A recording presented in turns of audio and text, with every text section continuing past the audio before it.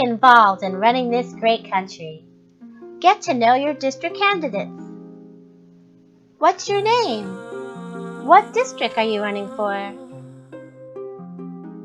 My name is Kim Moscaritolo. I'm running for City Council in District 5, which includes the Upper East Side, Yorkville, parts of East Harlem, and all of Roosevelt Island. What's your favorite cooking spice? I don't actually cook that much, but I make a really great vegetarian chili, and I use a lot of chili powder, so I guess my favorite spice would be chili powder. What does a city council member do? A city council member has 4 main responsibilities. So first, obviously they pass legislation. So any laws in the city, whether it's paid sick leave, the Climate Mobilization Act, which requires companies to reduce their emissions by 80% over the next 30 years, anything like that, the city council passes. They also deal with the budget, obviously, which has gotten a lot of attention lately, and they work with, obviously, the mayor to figure out what agencies get funded, which funding gets cut, and all of that stuff, and it's pretty tough negotiation. That's a big part of the responsibility. They work on land use issues, so anything related to building things, if a neighborhood goes from, say, being an industrial area to being a residential area, all those decisions go through the city council. And finally, oversight, which doesn't get a lot of attention, but I actually think is really important because the city council basically has oversight over all of the city agencies, whether it's Department of Transportation, NYCHA, police department. In theory, the city council is supposed to be able to hold those agencies or organizations accountable. It's a really, I think, important part of what they do, and it's something that I am hoping to do a lot of if I'm elected. So yeah, those are the main responsibilities. Fundamentally, they are your most local representatives. So it's a lot of working with constituents to deal with housing issues, transportation issues, connecting them to government services, pretty much anything and everything that you might need help with. You should be able to call or walk into your city council member's office and get some help. What can citizens do to help you help us? That's a great question. I think just being involved. So showing up to community meetings, for example. Community meetings tend to have a lot of folks who are, let's say, retired, so they maybe have more time to show up to meetings, and so sometimes you get kind of a skewed representation of who's at these meetings. So I think when younger people, young parents, people who maybe aren't normally represented in community meetings can show up, I think it's really important. To that end, though, I think the city can help you in that respect, because the city should be providing things like childcare so that parents, don't have to hire a babysitter to attend a meeting. We should be having meetings at different times of day, different days of the week, so that it's not just, evening meetings, so that folks with unusual schedules can attend.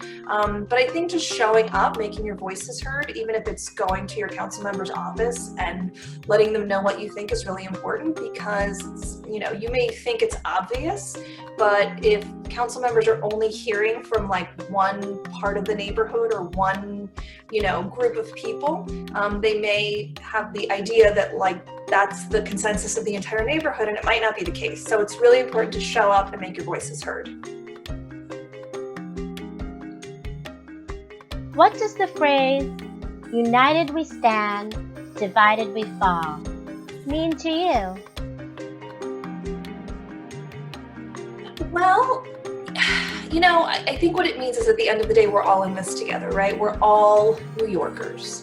So we may have different views on a variety of issues, from things like the environment, on criminal justice reform, things like that. You're never, like in a city of almost 9 million people, you're never going to get everybody to agree on everything. It's part of the beauty of New York. But at the end of the day, I think we all have to be committed to the fact that we're all New Yorkers. We all want what's best for the city. And that when push comes to shove, we all have to be able to come together to make decisions that are going to make life better for the majority of New Yorkers. So that's what that phrase means to me. I think it's important. And I think at the end of the day, whatever our disagreements are, we have to be able to come together to do good for the city. I'm the founder of TFK TWA, Training Foster Kids to Work with Animals, a non-profit academic program that pairs foster kids with internships at animal care rescue organizations. Our dual mission is to prepare foster kids for adulthood and help animals at the same time. These kids soon will be getting their own apartments as young adults. What kitchen tool or cooking advice would you give them? Again, I'm not much of a cook, so I feel terrible about that. So I don't know if I have any really good cooking advice for kids who may be sort of striking out on their own. I think your home should always be a sanctuary from whatever is going on out in the world. And especially, I think kids coming out of the foster care system have probably had a pretty tough life up to that point. So I would say my advice just in general would be to create a space that is calming, that, makes you feel relaxed, that isn't stressful, that isn't overly cluttered, because when you come home, I think you want to have a sanctuary where you can just sort of, relax, kind of let go of the problems that you had throughout the day. So I know that's not a kitchen-specific piece of advice, but I think that's really important for anyone who's sort of building their first home, is to make sure that it's a sanctuary from the outside world.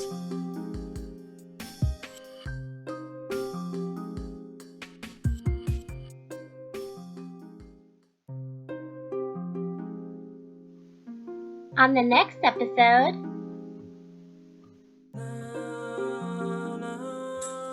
Hi, I'm Rebecca Lamorte, and I'm running for New York City Council in the 5th District, which includes parts of Midtown East, the Upper East Side, East Harlem, and Roosevelt Island in Manhattan. And I'm so honored and humbled to not only be on the show today, but to be able to serve my community. I've already been blessed to serve as a member of the community board, active in my local Democratic club, shout out to the East River Dems, active on the ground, meeting with neighbors each night to protest for Black Lives Matter and fight for racial justice here in the city. There are so many issues that are important to our community, and I'm ready to be that voice that's going to speak to them, and also center voices that are often overlooked in the neighborhood, be it seniors, be it public housing residents, be it young professionals like myself, or someone like myself that also has a mobility impairment. I'm a young woman with a disability, so being sure that we're looking at the community and making sure that there's representation all around, because too often in government, the same kind of person is always at the seat of power. And that's why we see issues not necessarily being worked on like we would like them to be that, public transportation being fully accessible and free eventually, because, it is a barrier to pay for that swipe, for example, or fully funding public education, because our students deserve the most. The children are our future. And right now during COVID, be it issues with internet access or technology, how do families have one computer and children sharing them? I can't imagine the stress that parents are under right now. So thinking about all these issues, seeing what COVID has done to the community, we have so many opportunities to really grow and build a strong, bold, progressive platform and fight for a community that's so much more inclusive, just, and equitable for all. And like I said, I'm ready to be that person because I have the experience. Every day I go to work fighting for thousands of hardworking unionized construction workers. These are people that wouldn't have a voice in government or dignity on the job if it weren't for someone like myself and their union representatives standing up and fighting and demanding accountability from those in power. And that's exactly what I want to bring to the community. That passion, that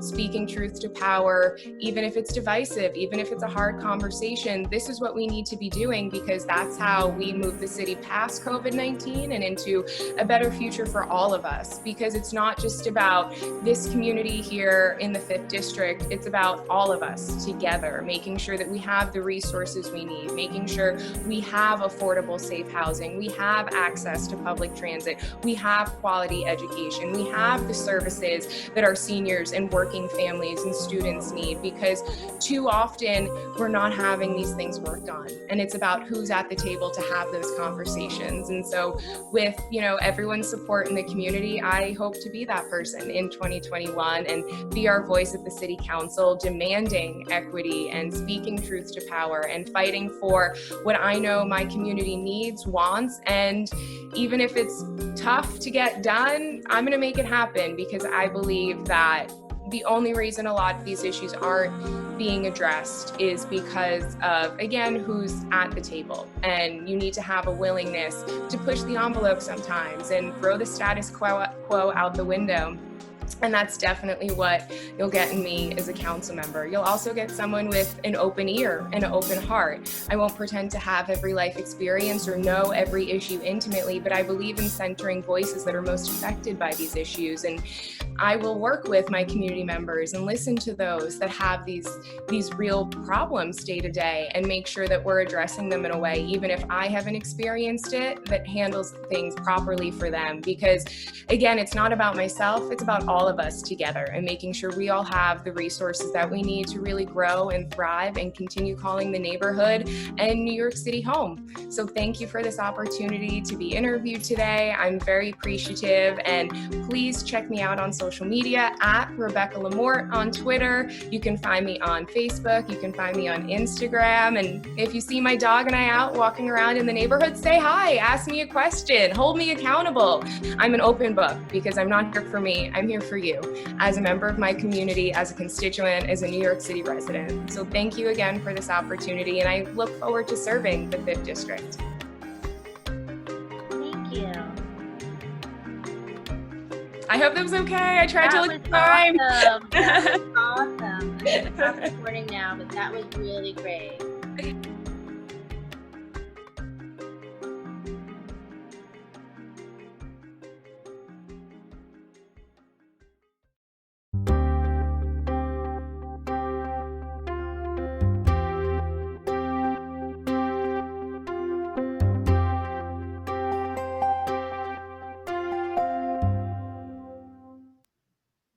All right. Good evening and welcome to another installment of the Metropolitan Republican Club webinar series. My name is Sebastian Balasov. I'm the chair of communications for the Met Club and former president of the Fordham College Republicans. And today we are joined by Austin Tong.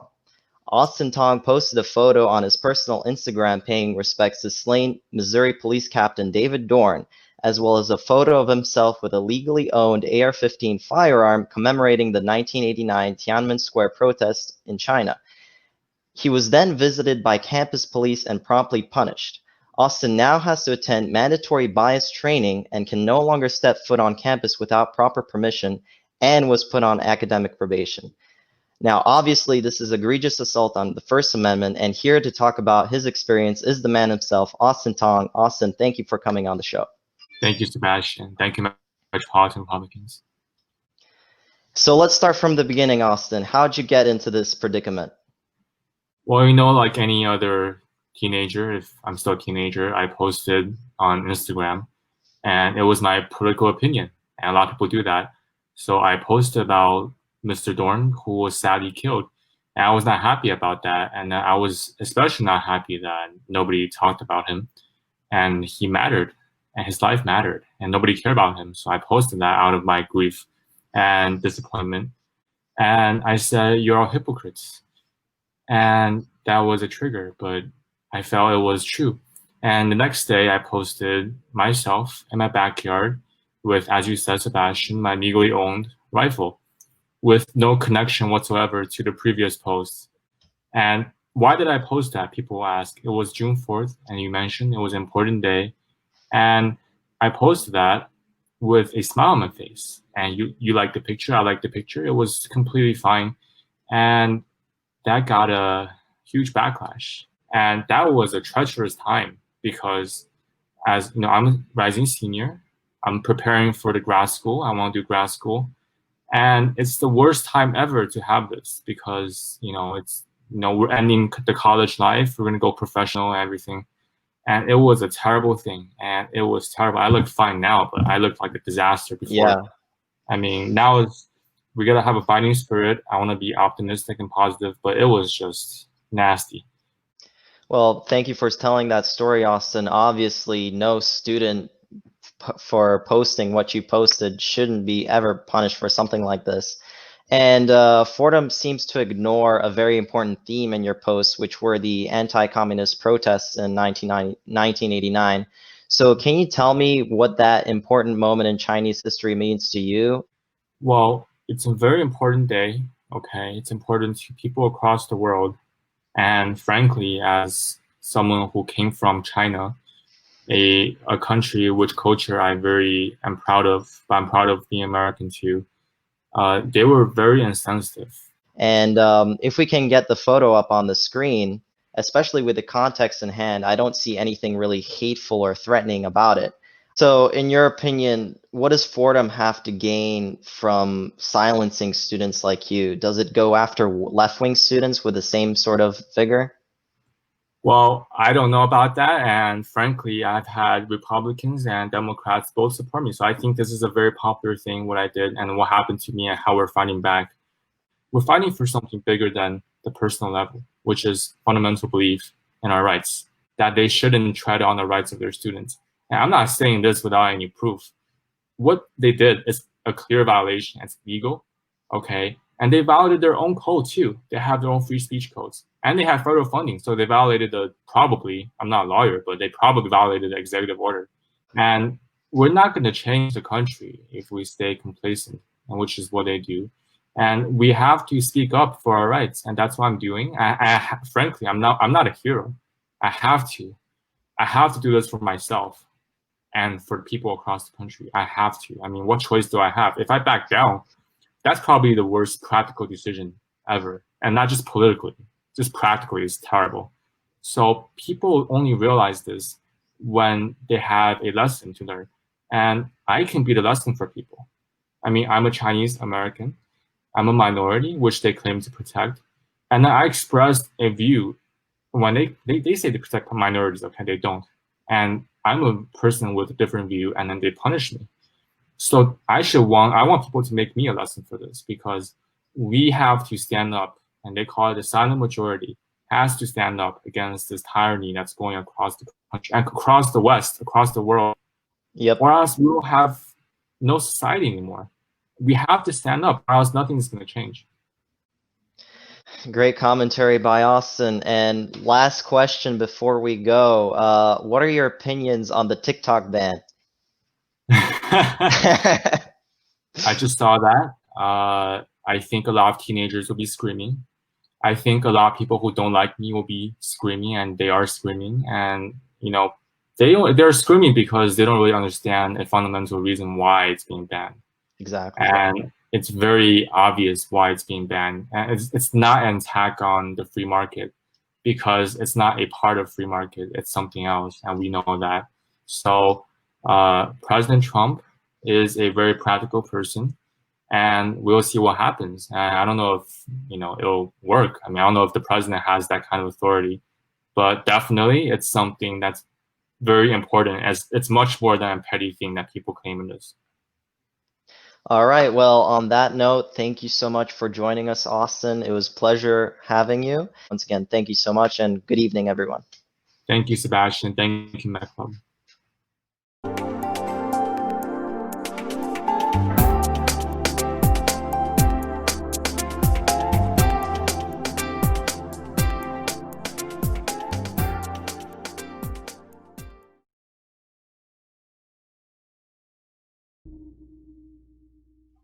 Please introduce yourself.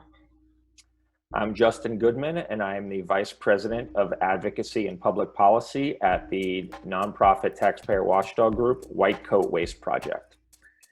We work to cut taxpayer funding for animal testing, which wastes about $20 billion a year in the public's money on cruel, ineffective, and outdated animal tests. Wow, that's amazing. $1 billion? 20 billion. That's 20 right. billion. $20 Wow. billion. The U.S. people don't realize this. You know, based on what I even see on my own social media, people are under the impression that cosmetics companies maybe are the biggest problem when it comes to animal testing. But actually, the federal government funds about 2/3 of all animal testing that happens in the United States, and we're paying the bill for it. Well, that is not a good thing, and I'm so happy that you and White Coast Waste Project is looking into this and handling it and doing things. There's this Johnny Depp quote, and he says, "If you don't like seeing pictures of violence towards animals being posted, you need to help stop the violence, not the pictures." Now, I think that's so relevant because people do get triggered and they'll want to turn away. I mean, I know myself, sometimes it's hard. You don't want to see these pictures. You want to turn a blind eye.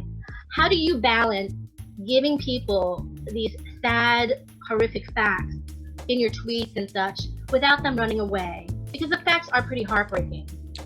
They are, and thanks for bringing this up, because I think we're a little different than other groups that work on this issue.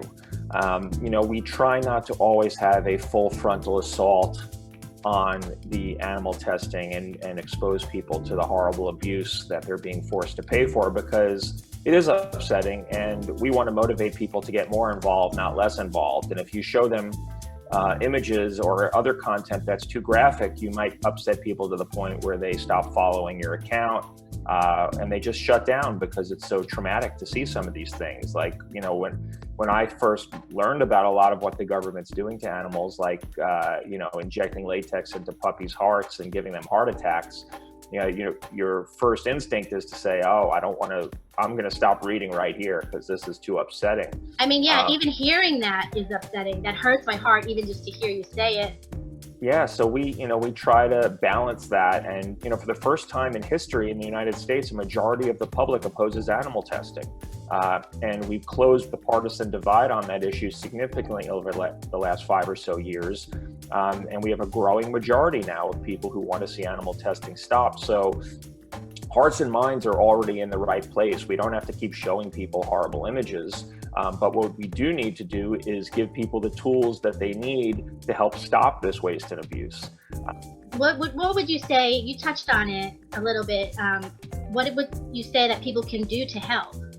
What can the average person do to help you? The nice thing about the issue we work on, which is taxpayer-funded animal testing, is that any American, anyone who pays taxes, has a say in how their money is spent. Everyone has a say, because this is our money and we want to hold the government accountable for how it's being spent. So, for example, one of our campaigns right now is to end experiments on cats at the Department of Veterans Affairs, which has spent about $9 million in the last few years doing horribly cruel, invasive, and incredibly wasteful experiments on cats and kittens at its facilities in Cleveland, Los Angeles, and Louisville. So we've launched a campaign to shut that down. We're working with Congress on that. And if people went to catstipation.org, that's exactly like it sounds, constipation, but with cat at the front. So catstipation.org, and I'll explain why we use that name. Catstipation.org, people can send a letter directly to members of Congress. So it'll go to your member of the House of Representatives and your 2 senators, telling them you want the government to cut funding for the VA's cat experiments. And the reason we use catstipation is because some of the experiments that the VA is doing involve doing experiments on cats where they have devices implanted in them to control their bladder and bowels, and then they have, in some cases, fake feces put into them, and then they're controlled with a remote device to make them, to try to treat constipation in cats. That's a nightmare. Yeah, it's horrible. And in some of the cats, they sever their spinal cords to cripple them. So again, not to get into too many of the horrendous details about what's happening, but cats. But the thing is, it does need to be exposed. On the one hand, it's really hard to hear, but it's like the Johnny Depp quote: if you don't like hearing about the abuse of animals, don't stop the talk about it. Stop the abuse. Absolutely. And the way we found out about this is we did an investigation using government databases, the Freedom of Information Act, and we obtained never before seen photos and videos of these experiments, released them to Congress and online into the media, and have built a coalition of right now 30 members of the House of Representatives, bipartisan, and written to the VA asking them for accountability about this program and to shut it down, and are now working with those members and others to on next steps to make sure this stops.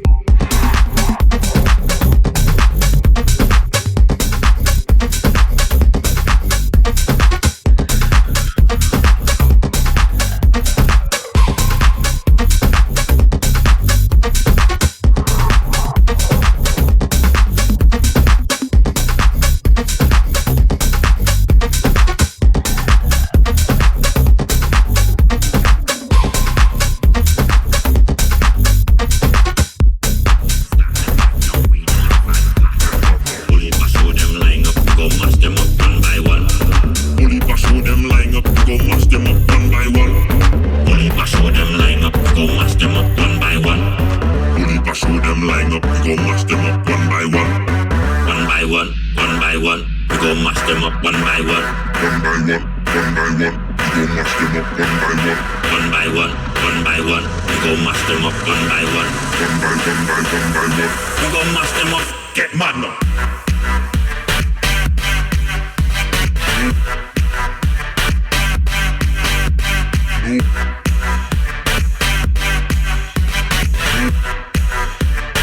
We gon' mash them up one by one.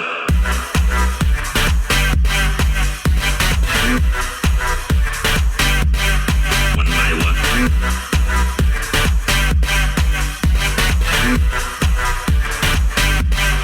One by one. I come out here to start it. You come out here to start it. We come out here to start it. Right now we come out here to start it. Good luck!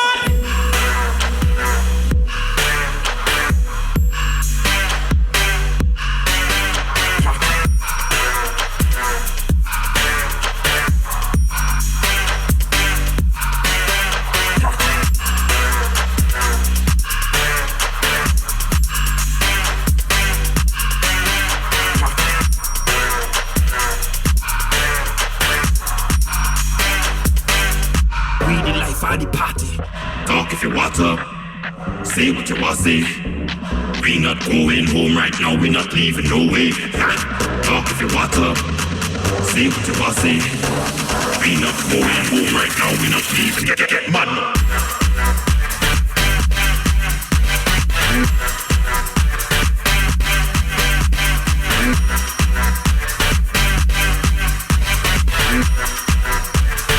Turn up the place that we done the place.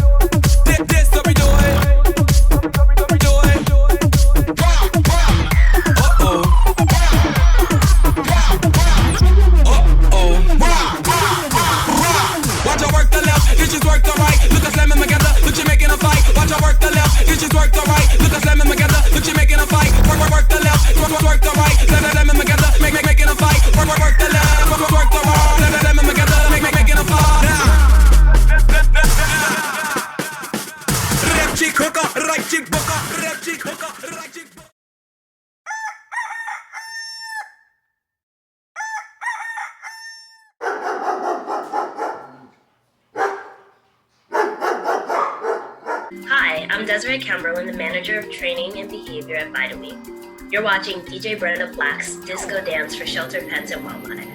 While the dancers get ready for their next number, I'll answer some questions about pets and Thanksgiving. So I'm hosting a Thanksgiving dinner. Is there a way to prepare my pet for a house full of people that they aren't used to having around?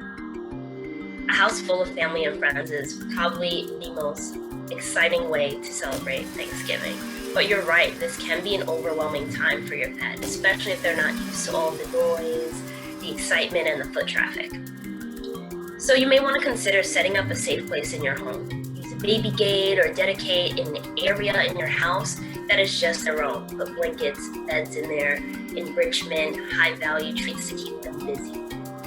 That way, you'll give them time to adjust to all the people coming in. If you find that throughout the night they're relaxed and they want to enjoy the festivities in the same room, then you can absolutely open the gate and let them explore and hang out with you. But I would also recommend asking your guests to be mindful that your pet is possibly nervous and a little unsure of what's going on. So ask them to let the pet have the choice to approach, have the choice to interact. That way we can make sure that everyone's comfortable and having a good time.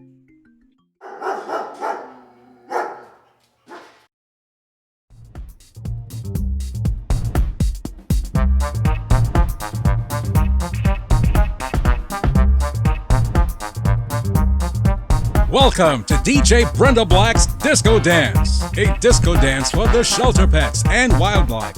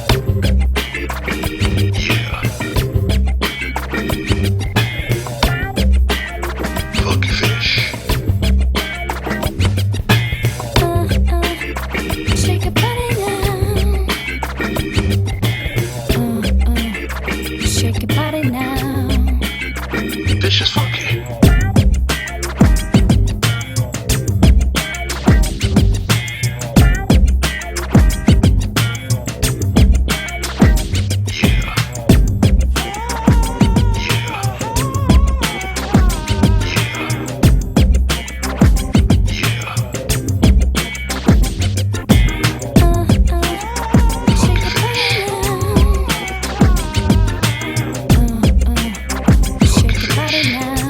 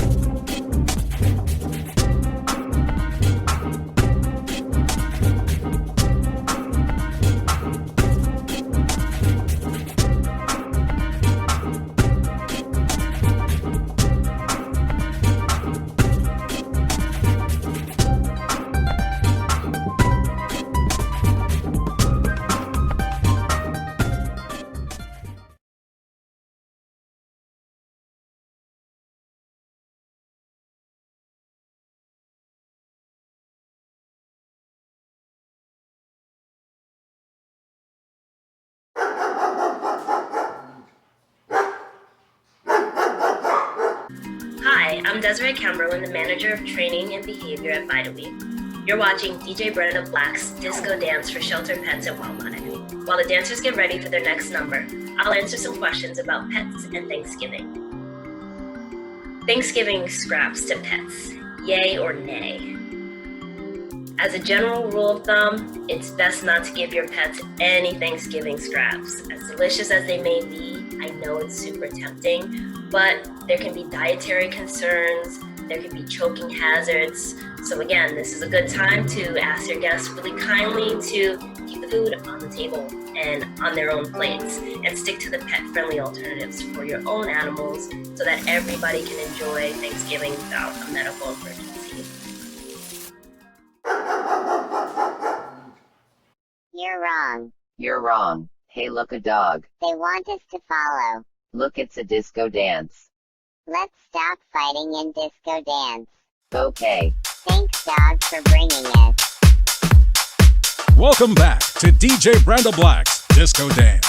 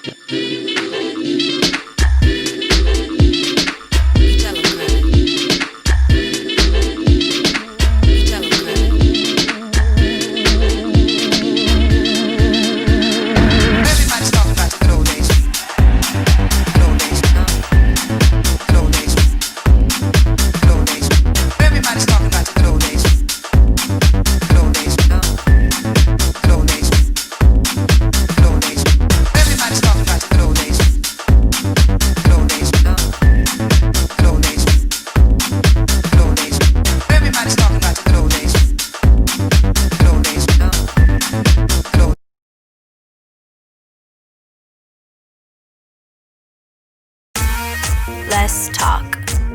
Less talk. More art. I like that. Less talk. Less talk. About what? More art. I like that. Less talk. Less talk. About what? More art. I like that. Less talk. Less talk. About what? More art. Just make good art. The bitches on stage.